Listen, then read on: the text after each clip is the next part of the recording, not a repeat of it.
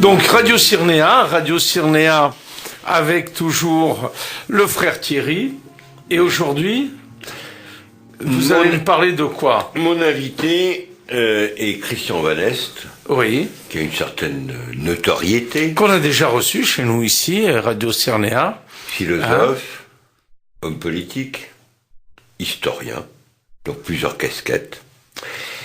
Et on va débattre autour de votre dernier livre, L'identité ou la mort, livre remarquable, qui a été préfacé entre autres par Monsieur de Villiers. L'identité ou la mort, le titre sonne presque comme un coup de poing, comme une profession de foi presque agressive. C'est peut-être le cri de Cassandre, qui veut réveiller les consciences avant qu'il ne soit trop tard. Car qu'est-ce qu'un individu sans identité, sans mémoire? Où va-t-il? Et on peut penser à certains passages de l'Ancien Testament où l'athée parle, qui préfigure presque Lucrèce. On sent, disons, toute la philosophie épicurienne dans le mauvais sens du terme, la philosophie des atomes. Et je pense que votre livre est vraiment un cri d'alarme. Et on va commencer l'identité. Comment définiriez-vous l'identité d'un individu d'abord?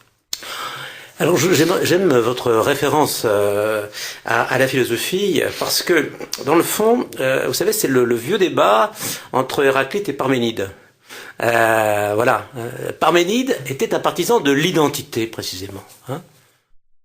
L'un est un, l'être est, et le non-être n'est pas.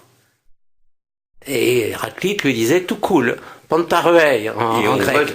Il y a une filiation d'idées entre Héraclite. Plus tard, bien sûr toute la pensée hédoniste, et qui ira jusqu'au XVIIIe siècle. Et un des derniers en France à réagir contre, ce sera le cardinal archevêque de Paris, qui a écrit l'Anti-Lucrèce. Un texte très court. Donc il y a une filiation effectivement entre Héraclite et puis les matérialistes, et avec notre époque, où effectivement, sans vouloir faire de mauvais jeu de mots, aujourd'hui tout coule et tout s'écroule. C'est-à-dire qu'effectivement, à force de perdre les repères, à force de perdre les frontières, à force de perdre les identités, eh bien, nous ne sommes plus rien. C'est-à-dire que l'homme devient une sorte de vagabond intemporel, membre d'une foule solitaire que l'on peut déplacer d'un endroit à l'autre de la planète, avec dans le fond comme seul point commun d'être un consommateur. C'est-à-dire effectivement quelqu'un de complètement noyé dans la matière. Et un être de désir. Ah oui, ce qui est la même chose. Le désir, c'est la consommation, bien sûr. Alors, quand on sait d'où on vient, on sait où on va. Voilà, exactement.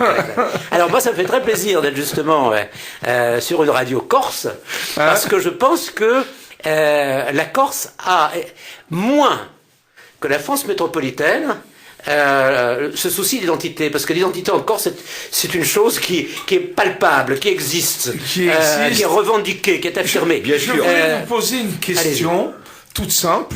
Depuis quand la carte d'identité en France? Oh mon Dieu, là vous me posez une colle, je n'en sais strictement rien. Mais effectivement, c'est un des éléments de l'identité. Il me semble que ça remonte à la période révolutionnaire. Il y avait des laissés-passer. Sans aucun doute, c'est pas avant. Il y avait des laissés-passer. Voilà. Sans aucun doute. Le mot carte d'identité. Je pense que c'est plus récent. Alors. Je crois que c'est plus récent parce que n'oubliez pas qu'à l'époque de la Révolution encore, il y avait énormément d'illettrés. Oui. Donc je crois que, vous savez, ça se voit ça dans les noms. Pendant très longtemps, les gens n'avaient pas vraiment de nom de famille, par exemple. C'était, comme c'est encore le cas dans beaucoup de sociétés, c'était un prénom, fils d'un prénom.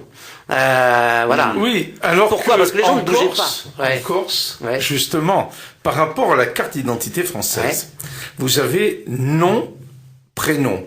Le nom, entre guillemets, nom de famille.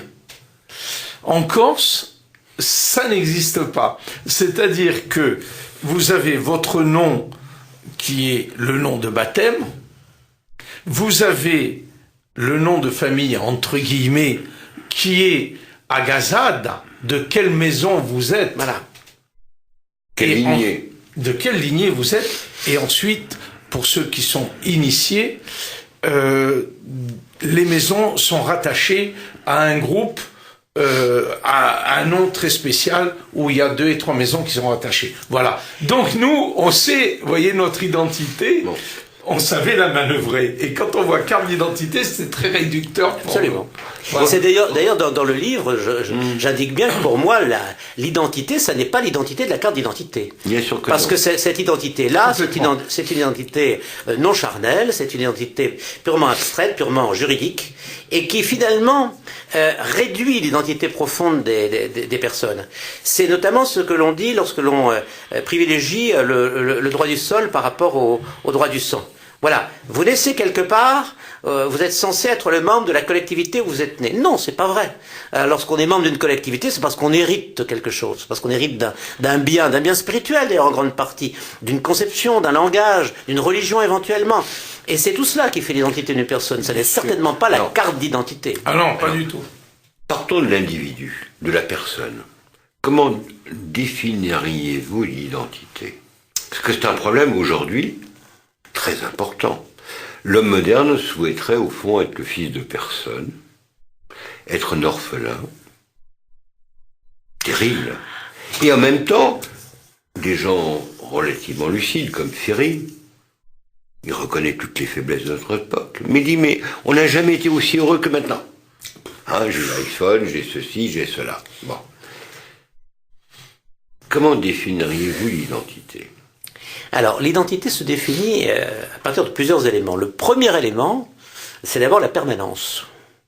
Vous savez, c'est la fameuse formule d'Apollinaire. Hein, les jours s'en vont, je demeure. Ouais. C'est-à-dire que je sais que je suis toujours le même, avec mes différences, avec l'enrichissement de mon esprit, avec mon expérience, mais je suis toujours le même, qu'il y a quelquefois pour les personnes âgées, qu'il y a des dizaines d'années, je suis toujours, quand je me réveille le matin, et d'ailleurs, lorsque on se réveille le matin et qu'on ne sait plus qui on est, bah, on est un malade mental et on n'a plus d'identité précisément. Ça, c'est la première notion. Savoir effectivement que l'on est le même que la veille, parce que le temps, la temporalité, est un élément essentiel de l'identité. Quelqu'un qui a une identité, c'est quelqu'un qui a un passé dont il se souvient parfaitement et dont il nourrit son projet. C'est-à-dire que c'est quelqu'un qui se porte sans cesse en avant de lui-même en se référant à ce qu'il a en arrière de lui-même. Hein. C'est très important. Quand on regarde par exemple les enfants dans leur vie prénatale, ils peuvent être marqués par la vie de leur mère, la musique qu'elles écoutent, leur attitude spirituelle. Bien sûr. Et l'enfant est marqué à vie. De même aujourd'hui que d'enfants adoptés, qui ont des crises d'identité, même s'ils ont été entourés d'amour de leurs parents adoptifs. Alors, que sera demain avec la Ils veulent PMA? connaître leur origine, c'est Voilà, ça. Ouais. avec la PMA, GPA. Ouais, hein, ça, c'est- voilà. mais c'est l'État. Le monstre froid, qui sera au fond le père tutélaire d'individus qui sont au fond autant d'atomes. J'ai appris récemment que une GPA, je pense que ça se passe aux États-Unis, avait conduit la mère d'un homosexuel à porter l'enfant créé de façon artificielle, donc par les gènes de cette personne, de son fils, donc, avec celle, si j'ai bien compris, C'est ça. de sa sœur. Ouais, Donc, ce qui est une combinaison d'inceste et Abominable. abominable, quoi. Enfin, Mais la science le permet aujourd'hui. C'est un véritable problème. Hein. C'est un véritable problème. C'est la création d'un homme complètement artificiel. C'est le transhumanisme, on parlait de Ferry, qui a écrit là-dessus de façon assez pertinente. Et je renvoie aux réflexions du père Boboc, que vous connaissez, Oui, sans très bien, doute, qui est malheureusement à l'heure actuelle très malade, où il montre que ce projet, qu'on le veuille ou non, menacent de nous arriver, d'être réalisées, parce qu'il y a des sommes en jeu énormes, et que ça fait partie du plan de l'oligarchie mondialisée, d'arriver à un homme modifiable ou modifié, qui n'a plus de racines, un homme hors sol. Au fond, c'est ça, disons, le modèle qu'on nous propose. Et en faisant croire que la longévité, disons la résurrection, la vie de l'au-delà, c'est maintenant, ici et maintenant. On voit très bien que au fond, ce problème a toujours hanté l'homme.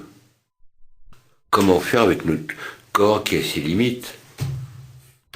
Déjà, Saint Grégoire de Nice disait on a des tuniques de peau, que faire? Donc, soit on s'ouvre à la transcendance, aux énergies divines qui permettent de nous diviniser, soit on joue à Prométhée ou à Icare.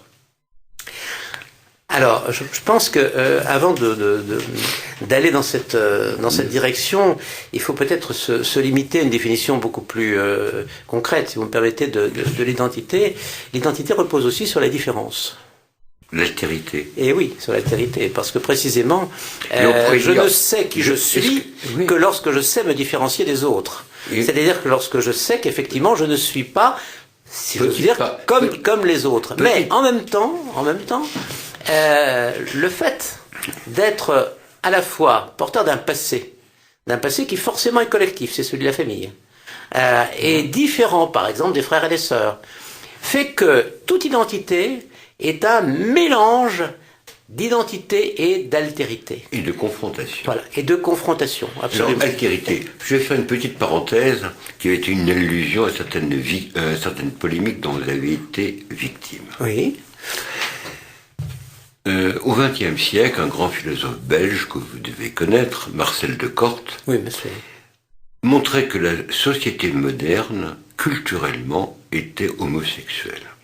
Ah. Alors ça ne veut pas dire qu'à l'époque, que tous étaient, disons, des disciples d'Arcadie. Non. Mais c'était le refus de l'altérité.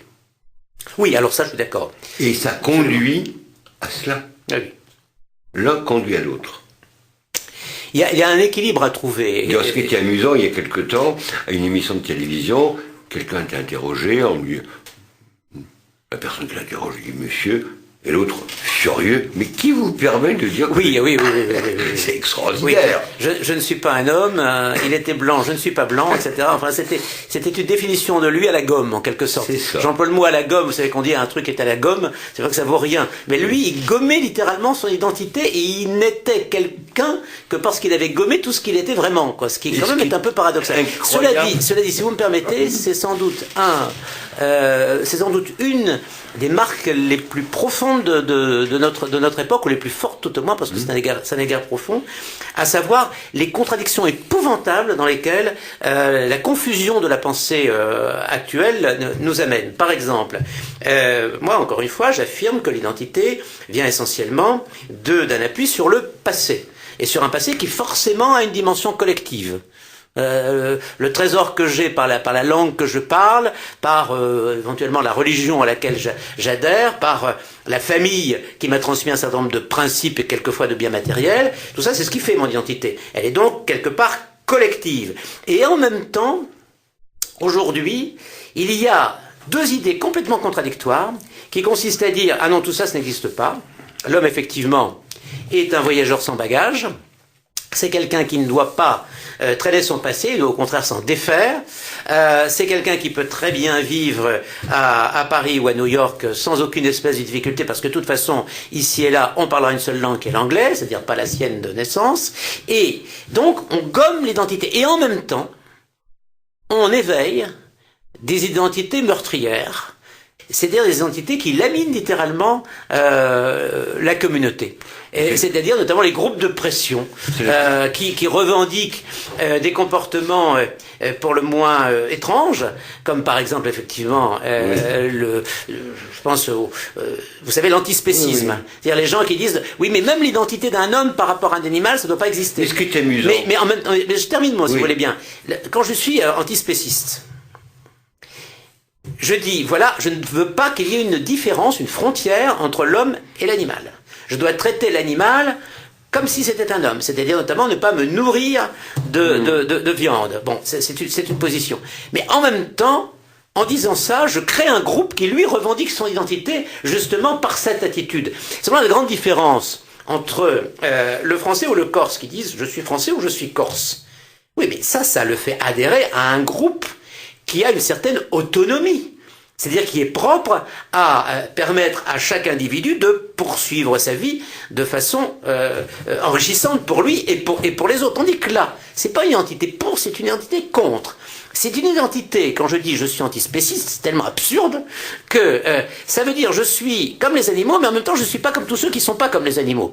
Donc je suis un groupe qui est complètement hostile à l'ensemble de la société dans laquelle je vis. Oui. C'est complètement contradictoire. Non mais attendez, c'est très important ce que je dis, parce que quand je revendiquais l'héritage de Parménide, à savoir la logique, c'est-à-dire effectivement, ce qui est, ce qui n'est pas, n'est pas. C'est un principe logique vraiment qu'on ne peut pas refuser. Le principe d'identité, le principe de non-contradiction. Eh bien, aujourd'hui, nous sommes en plein dans le principe de contradiction. Mais c'est une pensée qui est complètement absurde. Les prémices de cette subversion de la pensée, on l'a au XVIIIe siècle. Bien sûr. Qui est, disons, l'aboutissement de la pensée hédoniste.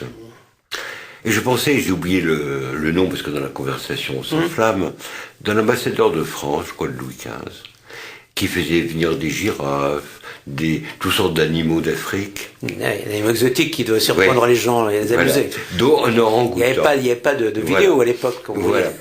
Et il fallait le voir en chair et en os. Le brave Rousseau qui souhaite l'accouplement d'hommes avec des animaux pour faire des hommes chèvres, en disant...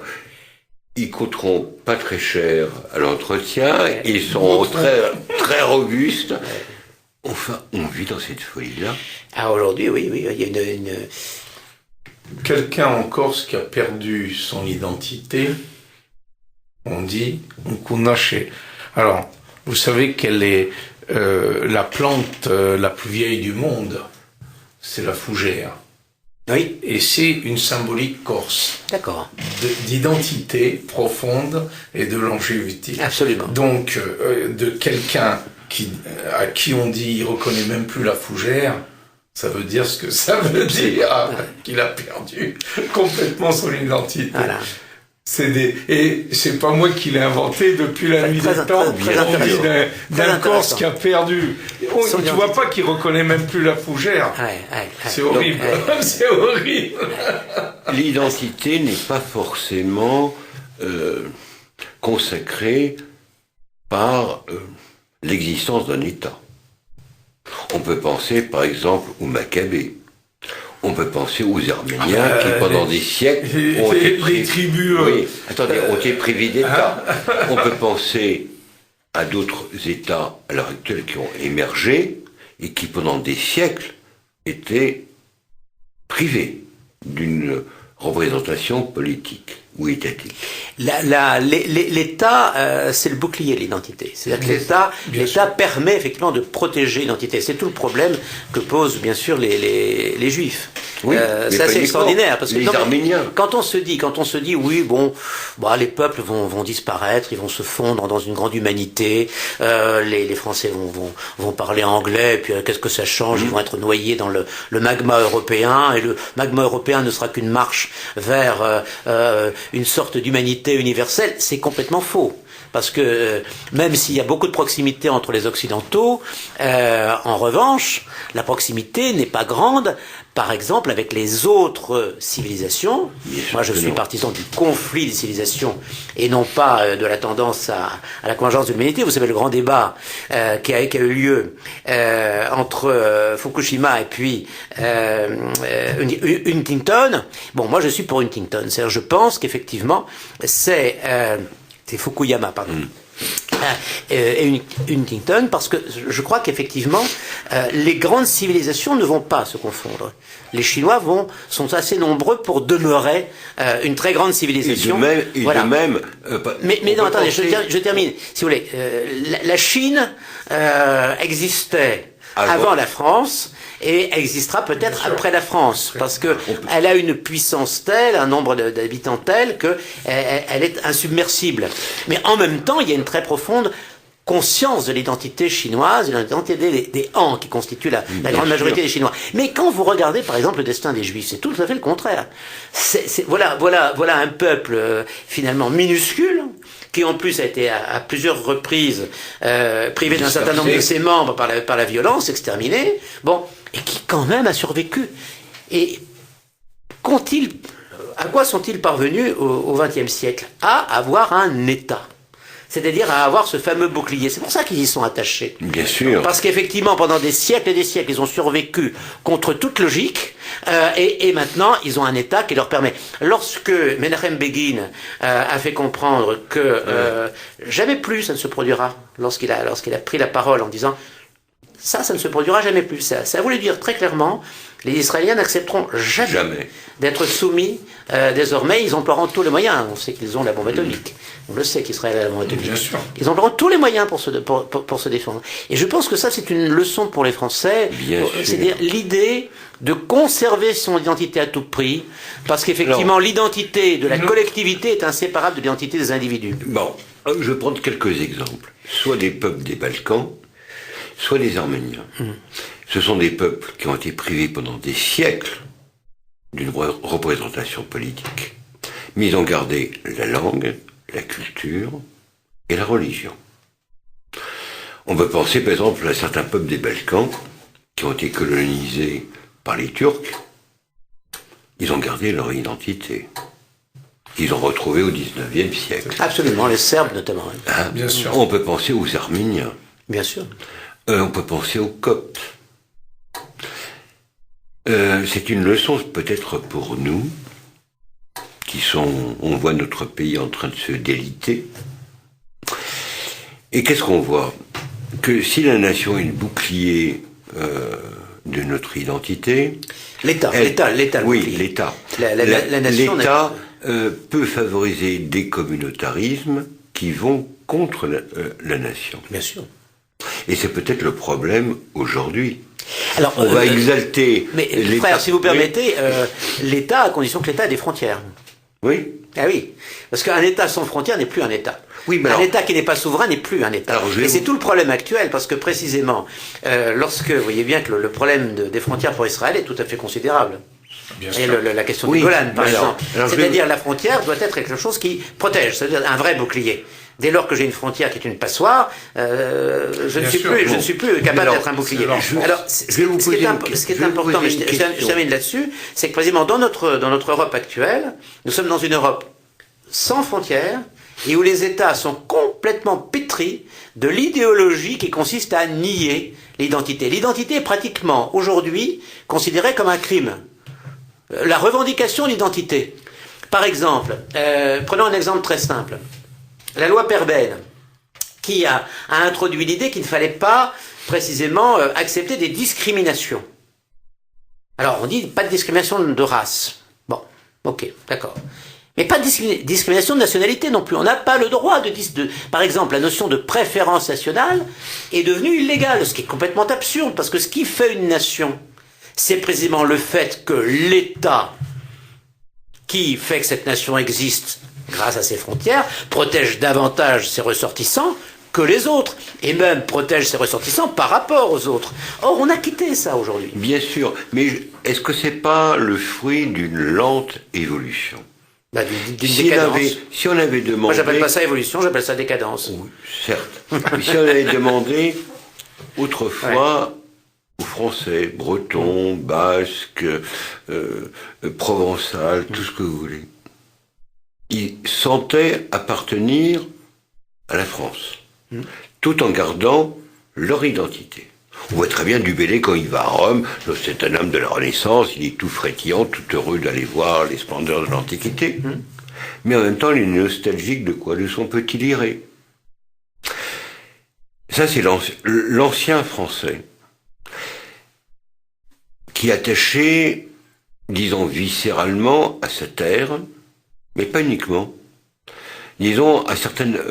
le mot est mal compris aujourd'hui, valeur, à certains principes. Disons, il y avait non pas une race française, mais une famille française, dont le sommet était institutionnellement le roi. On a remplacé ça par des idées abstraites. Et aujourd'hui, d'ailleurs Napoléon, les guerres révolutionnaires, quel était le but? D'apporter de la liberté à tous les peuples d'Europe. Qu'est-ce qu'il y avait comme différence pour un soldat de l'an 2 entre un Français et un Allemand? Ou un Prussien? D'ailleurs, pendant la Révolution française... Je pense que pour les orateurs, ils prétendaient qu'il n'y en avait pas. Oui. Pour les soldats français, il y en avait. La preuve, c'est qu'en général, les soldats français ne sont pas très bien comportés dans ces pays, en raison des différences considérables qu'il y avait dans les croyances, par exemple. Bon, face à la réalité. Il y a eu une période finalement de déracinement de la religion catholique en France pendant la Révolution, la destruction des églises, des abbayes, des monastères, des biens de l'église, etc. Et la transformation de certaines églises en écuries, choses comme ça. Bon, c'était pas du tout le cas ailleurs en Europe. Et ça a été très mal ressenti. Il y a des pays très attachés à leur foi, notamment. L'Autriche, par exemple. J'allais vous parler du Tyrol, où le Tyrol a été un maquis anti-français. Oui, une chouannerie française. Bien sûr. En Corse, les sans-culottes, entre guillemets, qui ont débarqué à Ajaccio, ont été renvoyés sur le bateau avec des placards. Est-ce que l'idéalisme... Oui, parce que c'est très important ça. Mais c'est très important ça, parce que vous comprenez, ça montre bien que l'identité française de l'époque, qui était une identité pas du tout universaliste, mais profondément nationaliste. Les Français voulaient imposer leur façon de voir à l'ensemble de l'Europe. Et qu'est-ce qui s'est passé? Ça a produit un effet épouvantable, c'est que ça a fait naître des nationalismes belliqueux là où il n'y en avait pas. Et le pire de tous est né de ça. C'est l'invasion française qui a créé le nationalisme prussien. Il y a un livre absolument fondamental, c'est le livre de Fichte, qui est la collection de ces discours à la nation allemande. Mais on n'en parlait pas de la nation allemande avant Fichte. Bon, Fichte, qui était professeur prussien, a réagi à l'occupation française, qui pour les Prussiens a été une humiliation insupportable. Et par là même, il a lancé cette idée qu'effectivement, il y avait une Deutschheit, une identité allemande. Et ça, vous en avez le résultat en 1870, lorsque les Allemands tous rassemblés écrasent l'armée française qui n'en revient par l'armée de Napoléon III.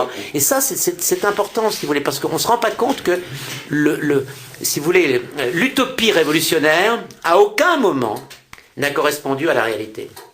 Le discours qu'on a tenu sur l'universalisme, etc., l'égalité, c'était un discours en fait d'impérialisme français qui a été très mal reçu par ceux qui se sont sentis colonisés par la France est victime de ce passé. Oui, complètement, bien sûr. Parce que si on n'exalte plus les gloires nationales, on est très sourcilleux pour les différents communautarismes. Oui, alors ça c'est oui. Alors ça c'est l'inverse, c'est-à-dire que aujourd'hui, loin de vouloir coloniser l'Europe ou le reste du monde, on a tendance plutôt à avoir une conception de l'histoire qui, au lieu justement de renforcer la conception d'une identité nationale, l'efface par ce qu'on appelle le principe de la repentance. C'est-à-dire l'idée que l'histoire ne serait qu'une longue série de crimes dont l'ensemble des Français actuels devraient porter la faute. Ce qui est complètement faux, parce que bon, d'une part, les Français actuels, en l'occurrence, ne sont pas coupables, par exemple, ni de Vichy, ni de la colonisation, mais en plus, cela évite que l'on se réfère à ce qui est effectivement glorieux dans le passé de la France. C'est pour ça que personnellement je considère que dans un passé, il faut toujours distinguer l'histoire et la mémoire. L'histoire est une approche scientifique du passé qui est intéressante, mais qui n'est pas fondatrice de l'identité. Une identité, ça se fonde toujours sur des légendes et sur des mythes, c'est-à-dire sur un embellissement de l'histoire qu'il faut considérer non pas comme un mensonge, mais comme au contraire un approfondissement de l'histoire, parce que c'est au fond du mythe et de la légende qu'on trouve l'identité d'un peuple. Bien sûr, le mot légende aujourd'hui est péjoratif, mais au sens étymologique. Oui. C'est ce qu'on doit lire. Absolument, bien sûr. Et on voit très bien l'influence allemande, absolument. La critique allemande, l'hypercritique allemande, qui a passé à la moulinette toute l'histoire. Si on regarde par exemple les Monumenta Germaniae, c'est très intéressant, on a toutes sortes de documents. Bien sûr. Mais les Allemands vont essayer de faire pire que violer le duc, de reconstituer, donc de faire en quelque sorte des faux documents plus vrais que les vrais. Bien sûr, bien sûr. C'est incroyable. Je voudrais revenir à une identité et à Israël. C'est quand même le seul État qui s'est permis de recréer sa propre langue alors qu'elle était morte. Et ça, nous, c'est un exemple de continuité. Et c'est assez extraordinaire d'ailleurs de voir qu'un peuple qui a été finalement dispersé, la diaspora, sur l'ensemble de la planète, pratiquement, pas tout à fait, mais presque. Jusqu'en Chine. Hein. Oui. Et donc ce peuple s'est réinstallé sur un tout petit bout de territoire, c'est très petit, Israël, et a renforcé son identité territoriale par une récupération, ou plutôt une restauration de sa culture, y compris la culture de la langue. C'est effectivement une magnifique leçon, puisque beaucoup de Français, moi j'en suis frappé, laissent échapper leur propre trésor. Notamment, je suis vraiment marqué par le fait que beaucoup d'hommes politiques, et je ne parle pas des communicants, et je ne parle pas de la publicité, nous infligent un torrent d'anglicisme, un torrent de mots anglais, qui sont en fait un appauvrissement considérable. C'est le système français. Oui, pour moi qui suis corse et qui subit comme un bulldozer le système français, dans tout ce qu'on vient de parler. Bien sûr. Et c'est quelque chose de terrible, parce que j'en reviens toujours, on parlait de la Prusse, Bismarck par exemple, explique au Kaiser, il ne faut pas copier sur le système français, qui un jour ou l'autre aura des problèmes. Absolument. Il faut qu'on crée des Länder et que chaque province ait son parlement et qu'on puisse gérer ça. Donc, il a déjà l'exemple français. Vous avez tout à fait raison. La France, après la défaite face à l'Allemagne, on va penser aux réflexions de Renan. Oui. Où il essaye de réfléchir quelles pourraient être les clés d'une restauration nationale. Ce serait peut-être un texte à diffuser largement aujourd'hui. La réforme intellectuelle et morale. Voilà. Ouais, absolument. Absolument. C'est un combat, mais c'est un combat extrêmement difficile, parce que c'est un combat qui n'a pas de levier à l'heure actuelle. Étant donné que très difficile. Le pouvoir et l'idéologie dominante vont exactement à l'inverse de ces idées-là. C'est-à-dire qu'actuellement, l'idéologie dominante et le pouvoir contribuent à finalement la défenestration de l'identité française. J'ai été frappé, cet après-midi, j'ai écouté le Premier ministre qui répondait à une question d'actualité et qui a terminé par un mot. Je pense que le malheureux de Gaulle on aurait attrapé une crise cardiaque avant l'heure si son Premier ministre avait fini. Il a terminé par le mot bullshit. Voilà. Comment peut-on prononcer un mot étranger aussi moche lorsqu'on est en train de parler dans l'hémicycle de l'Assemblée nationale? C'est une tristesse épouvantable. C'est une tristesse épouvantable. Il y a là un renoncement, si vous voulez, à une certaine dignité identitaire des Français qui est inacceptable. Alors maintenant, qu'il y ait une déclinaison des identités régionales, moi j'en suis tout à fait partisan. Bon, je suis pas corse comme chacun l'aura compris. Oui. Moi je suis flamand. Mais si vous regardez les Flamands, j'aime mon identité flamande. Eh ben, si vous regardez en France l'identité flamande, et je parlerai que de la Belgique, l'identité flamande, c'est deux mondes. Ah, c'est deux mondes, oui. Oui. Et les Flamands ne renoncent pas au roi des Belges. Hein. Oui, alors les Flamands ont une façon d'être, si vous voulez, qui est profondément différente des francophones. Hein. Moi, il se trouve que j'habite exactement à la frontière, sur la frontière linguistique belge. Et c'est vrai que psychologiquement, bizarrement, bien que je sois francophone, bizarrement, psychologiquement, je me sens plus proche des Flamands. C'est pas par hasard, ça. C'est pas par hasard. Il y a toute une tradition. Il y a toute une tradition des comportements, des valeurs, etc. Quand on sait d'où on vient, on sait où on va. Ben oui. Et qu'on soit n'importe où. Les Flamands ont une sorte d'ardeur au travail, par exemple, de rigueur dans leurs objectifs et dans la mise en œuvre de leurs actions. Ils ont des résultats économiques qui sont sans comparaison avec ceux quand vous regardez du côté français. Les Flamands. J'entends des mots comme Dunkerque, par exemple, qui font sauter au plafond les Flamands. Alors vous avez une minorité. Les Flamands. Enfin, il y a des gens qui défendent par exemple l'utilisation de la langue flamande en France. Ça, c'est très difficile parce que maintenant il y a vraiment plus beaucoup de gens qui parlent flamand. Oui, mais c'est le système français. Mais en Flandre, en Flandre belge, ça produit exactement le résultat inverse. C'est que les Flamands parlent de moins en moins français. Alors que si on avait davantage pratiqué, moi je pense qu'il faut bien considérer une chose, c'est que l'identité est facteur d'enrichissement.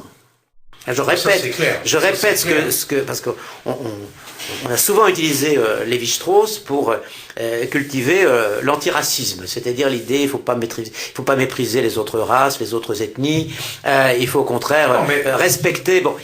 Mais lorsqu'il s'est rendu compte qu'on utilisait ce qu'il avait dit pour gommer les identités, Lévi-Strauss a fait une deuxième intervention à l'UNESCO qui a beaucoup déçu à ce moment-là certains de ses disciples, parce que précisément il a dit non, c'est pas du tout ce que j'ai voulu dire. Ce que je voulais dire au contraire, c'est qu'il faut garder toutes les identités pour pouvoir échanger avec l'autre. Qu'est-ce que vous voulez proposer à l'autre lorsque vous n'êtes plus vous-même? Vous ne pouvez offrir quelque chose à l'autre que lorsque vous gardez votre identité. Je veux dire, tous les gens qui vont en Corse par exemple, s'ils se rendaient compte que la Corse ressemble à la Bretagne, ça ne les intéresserait plus du tout. Même chose quand ils vont en Bretagne, c'est parce que justement, la Bretagne respire une identité qui est différente des autres régions. Ça ne sert à rien de vouloir être comme tout le monde. Les supermarchés que l'on voit, ou les hypermarchés que l'on voit à l'entrée de toutes les villes, vous les voyez partout dans le monde. Ça n'a aucun intérêt. Ouais. Ça n'a aucun intérêt. En revanche, lorsque vous allez dans un village, ou dans une ville, ou même dans un quartier de Paris, parce que bizarrement, il y a un grand paradoxe en France, c'est que vous avez quelquefois, sur le plan commercial, beaucoup plus d'identité à Paris. Vous avez des commerces régionaux, notamment, qui sont bien indiqués, que quand vous allez dans un hyper en province. Bon, mais vous êtes content de rencontrer de l'autre, mais pas de l'autre qui se confronte, de l'autre qui apporte. C'est ça l'identité, c'est avoir une identité qui apporte aux autres et qui reçoit des autres, et non pas une identité de confrontation, mais non pas aussi une identité qui se fond dans les autres. C'est ça, ce subtil, cette subtile différence, ce subtil équilibre. Vous avez le moment. Je vais vous poser une question. Là, peu importe ce que devient aujourd'hui les Gilets jaunes. Oui. En dehors des questions de revendication économique. Oui. Est-ce que c'est pas un instinct de survie d'un peuple qui se sent dépouillé? Je partage entièrement votre avis. Je partage entièrement votre avis. En fait, c'est une réaction de survie. Et c'est une réaction de survie qui se situe au moins à deux niveaux. C'est d'abord effectivement la survie des classes moyennes et de ce que Guy appelle la France périphérique. C'est-à-dire, si vous voulez, les Français qui habitent à 50 km de Paris et qui se disent, mais on nous oublie. Qui n'ont pas le métro, on nous oublie complètement. Hein? Et dans le fond, les gens qui vivent dans la proximité immédiate de Paris, c'est-à-dire notamment les gens qui habitent dans les quartiers sensibles qui entourent Paris, sont mieux traités que nous. Finalement, ils ont plus d'avantages que nous, alors que peut-être ils se sentent moins. Pour certains d'entre eux, tout au moins français que nous. Donc on assiste, comme disait le regretté Yvan Blot, à une sorte de nouvelle lutte des classes. Alors, j'allais y venir, c'est exactement ça. Il y a une sorte de lutte des classes Mais pas dans le sens qui marxiste. se poursuit à l'extérieur, et c'est le deuxième niveau, par aussi une lutte des civilisations. Ce que je revenais tout à l'heure en signalant Clinton, c'est l'idée que ces gens sentent, les gens qui manifestent, sentent que leur pays est en train de disparaître, quoi. Elle est en train de disparaître parce que précisément, les gens qui les dirigent sont des gens qui, eux, déjà, Sont ailleurs. sont ailleurs. Bien Sont sûr. partisans du grand autre. C'est-à-dire, Bien sûr. voilà, ils se sentent aussi bien à San Francisco qu'à New York ou qu'à Paris. Ils s'en moquent finalement, parce que leur langue c'est l'anglais, et leurs idées ce sont les mêmes que celles des groupes dominants des États-Unis ou des autres grandes puissances dites occidentales. Voilà, c'est ça l'idée. Et ces gens-là se disent, bon, nous, qu'est-ce qu'on est ? On n'est plus rien, quoi. On est méprisé, et on est méprisé par des gens qui, en plus, préfèrent d'autres à nous. Par exemple, en favorisant une immigration qui est tout à fait dangereuse pour l'équilibre démographique du pays. Et en même temps, vous avez personne pour ramasser les pommes dans le Limousin ou en Normandie. Donc Oui. il y a un problème quelque part. Il y a un Alors, vrai problème. Il y a une gestion politico, La gestion réponse de la cité. à cette crise d'identité serait-ce, en dehors de la manifestation des Gilets jaunes, ce qu'on appelle le populisme? Alors le populisme correspond assez bien effectivement à cette réaction, avec les deux niveaux que je viens d'indiquer. Le populisme, c'est avant tout l'affirmation qu'un peuple est un peuple, que les Hongrois sont des Hongrois. La preuve d'ailleurs, c'est que l'un des responsable politique qui est donc identifié comme populiste, c'est bien sûr Viktor Orban.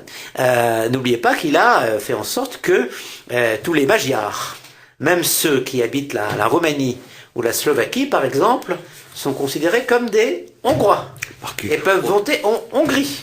On crie contre cela. Mais la Turquie a fait pareil. Bien sûr, bah oui, mais et personne n'a osé dire quoi que ce soit. Oui, alors ça c'est très intéressant ce que vous dites là, Oui. parce que, alors, donc, affirmation de l'identité nationale, c'est l'un des premiers éléments du populisme, et ensuite volonté de lutter contre le déclassement, c'est-à-dire contre l'écrasement des petits pays marginaux par la puissance économique mondiale. C'est pas par hasard que Viktor Orban se retrouve en but à l'organisation de l'Open Society de Soros. Soros et Orban, ce sont les deux représentants typiques de ces deux forces, de ces deux mondes. Le populisme, c'est Orban, c'est-à-dire je suis hongrois, je défends la Hongrie et l'identité hongroise, et aussi je veux que la Hongrie soit un pays prospère autant que ce soit possible. Soros, c'est la Hongrie n'a plus aucune espèce d'importance. Ce qui compte aujourd'hui, c'est un monde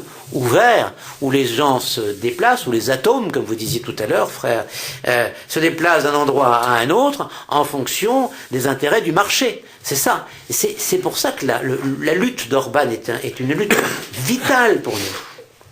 Parce qu'encore une fois, lorsque l'on fait perdre Orban au profit d'un milliardaire dont l'argent vient essentiellement de manœuvres boursières, on ne se rend pas compte qu'on est en train de détruire l'humanité au profit de l'argent.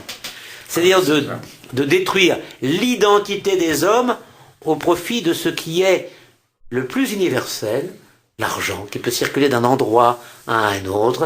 Et voilà. Et ça, c'est vraiment une lutte décisive. Oui. On va bientôt arriver à la fin, cher ami. Donc il me reste à recommander à nos auditeurs le livre de M. Van Est, L'identité ou la mort. C'est un essai préfacé par Philippe de Villiers. Donc il suffit de taper sur Internet votre nom, L'identité ou la mort, et le commander. Mais je pense que le sujet est loin d'avoir été épuisé. Parce que, le populisme est un mouvement très divers, ce sont des mouvements très divers. C'est pas sûr que la vision d'Orban soit compatible ou convergente avec les positions des Polonais. Pour l'instant, elles le sont. Hein.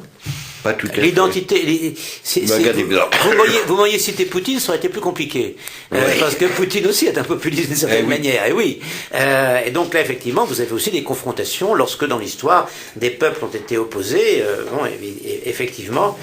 Par exemple, vous avez un vrai problème. C'est le problème de l'Ukraine. Problème de l'Ukraine. Bon, il y a eu des élections récemment. L'Ukraine est un pays qui manque d'identité.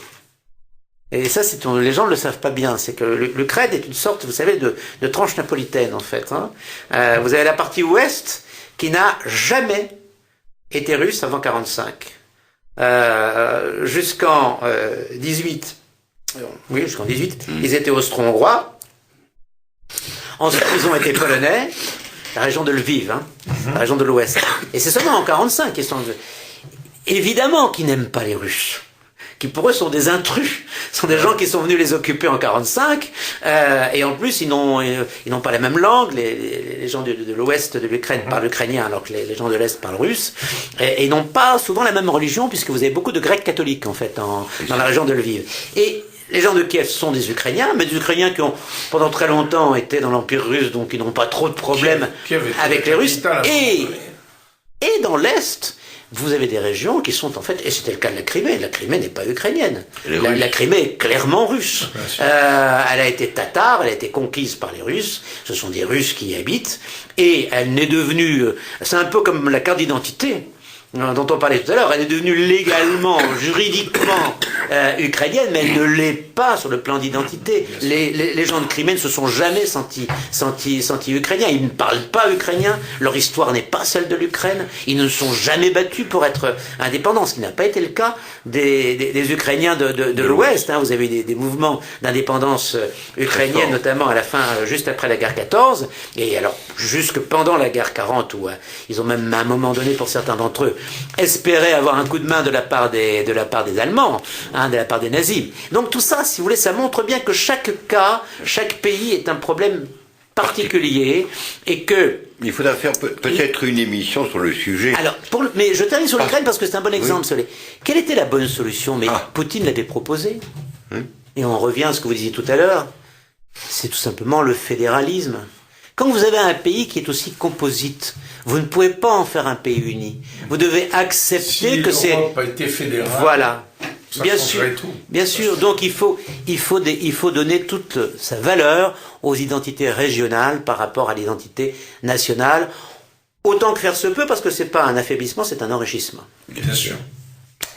Sur ces belles paroles, voilà. On termine notre émission. C'est le problème. Et certainement... On en reviendra du girondisme et du jacobinisme. Alors moi je suis girondin à fond. Hein. À très bientôt. À très bientôt.